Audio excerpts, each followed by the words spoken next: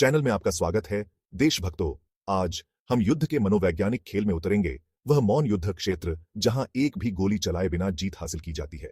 सुन चुकी the art of war से प्रेरित होकर हम गहराई से जानेंगे कि कैसे भारत रणनीतिक रूप से मनोवैज्ञानिक युद्ध का उपयोग करके चीन की आक्रामकता को पछाड़ और ध्वस्त कर सकता है।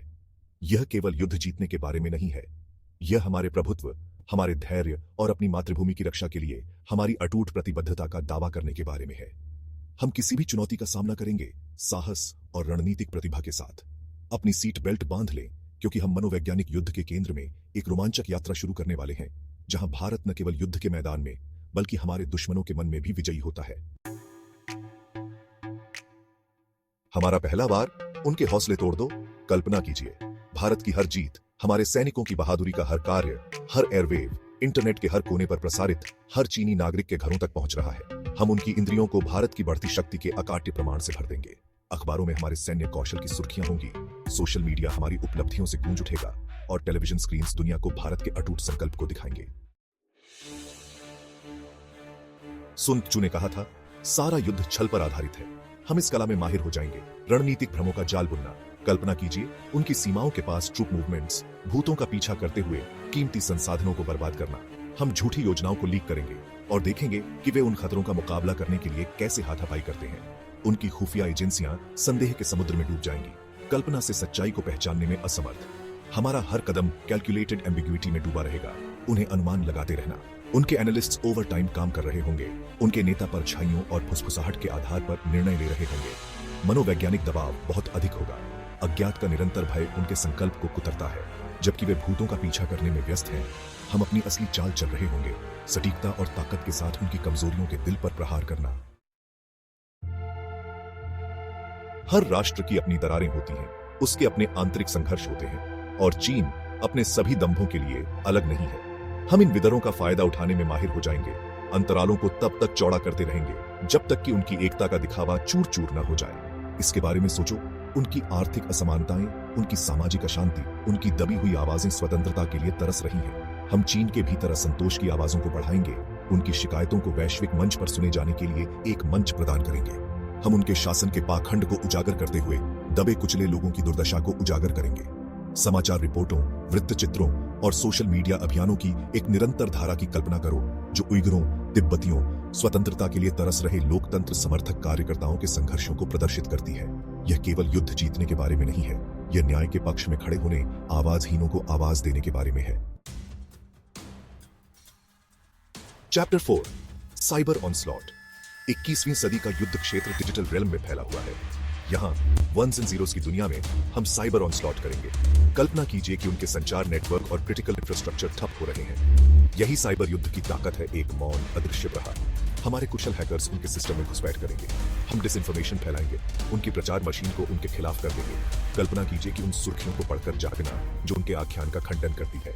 यह साइबर युद्ध का मनोवैज्ञानिक प्रभाव है, एक ऐसा हथियार जो उनके नियंत्रण के केंद्र पर प्रहार करता है। Chapter 5, break their spirit. कल्पना कीजिए, हिमालय की चोटियों के पार, इंटरनेट के विशाल विस्तार में सच्चाई और आशा के संदेश चीनी सैनिकों तक पहुंचेंगे। हम लाउड स्पीकर, रेडियो प्रसारण और पर्चे का उपयोग करके सीधे उनके दिलों से बात करेंगे।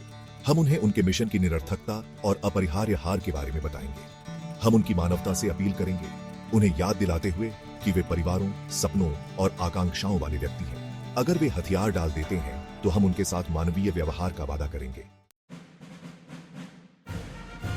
Chapter 6, display relentless strength. हम भारत के अटूट संकल्प के बारे में कोई संदेह नहीं छोड़ेंगे। हमारी सैन्य शक्ति का पूरा प्रदर्शन होगा, एक स्पष्ट संदेश भेजने के लिए कि हम किसी भी स्थिति के लिए तैयार हैं। लेकिन हमारी ताकत सैन्य ताकत से कहीं आगे जाती है। यह भारत की छवि है जिसे हम दुनिया के सामने पेश करेंगे, एक ऐसा राष्ट्र जो आत्मविश्वास से भरा हुआ है। Chapter 7, economic and diplomatic dominance. हमारी आर्थिक ताकत किसी भी सेना की तरह ही एक शक्तिशाली हथियार है। हम इसका इस्तेमाल रणनीतिक रूप से करेंगे। चीन की महत्वाकांक्षाओं को उनकी आर्थिक जीवन रेखाओं का गला घोंटकर पंगु बना देंगे। लगाया गया हर प्रतिबंध, चीनी सामानों का हर बहिष्कार, अन्य देशों के साथ की गई हर रणनीतिक साझेदारी उनके विस्तारवादी सपनों के लिए एक झटका होगी। कल्पना कीजिए कि वैश्विक निगमों ने अपनी आपूर्ति श्रृंखलाओं को चीन से दूर स्थापित कर लिया है। हम उन्हें एहसास कराएंगे कि उनकी आक्रामकता की भारी कीमत चुकानी पड़ती है। Chapter 8 cultural superiority.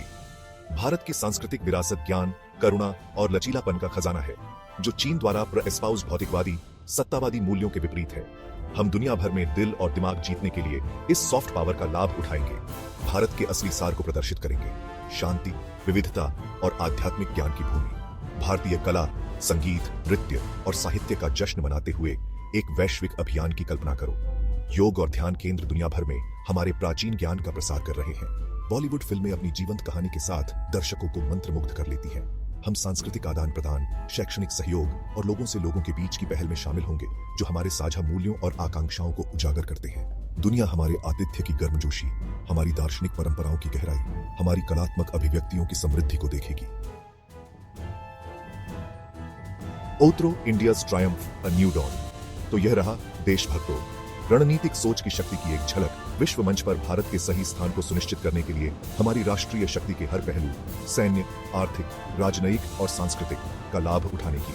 अगर इस विश्लेषण ने आपके पेट में आग लगा दी है, अगर आप भारत को एक वैश्विक महाशक्ति के रूप में उभरते हुए देखने के लिए तैयार हैं, तो उस लाइक बटन को हिट करें, इस वीडियो को दूर दूर तक शेयर करें और अधिक कठोर अंतर्दृष्टि और रणनीतिक विश्लेषण के लिए हमारे चैनल को सब्सक्राइब करें। हमें नीचे टिप्पणी में बताएं कि आप इन रणनीतियों को भू राजनीतिक परिदृश्य को कैसे आकार देते हुए देखते हैं। याद रखें, भविष्य बहादुर, रणनीतिक, एकजुट लोगों का है। जय हिंद। बने रहे देशभक्तों। अधिक कठोर रणनीतियों और अंतर्दृष्टि के लिए अगली बार हमारे साथ जुड़ें।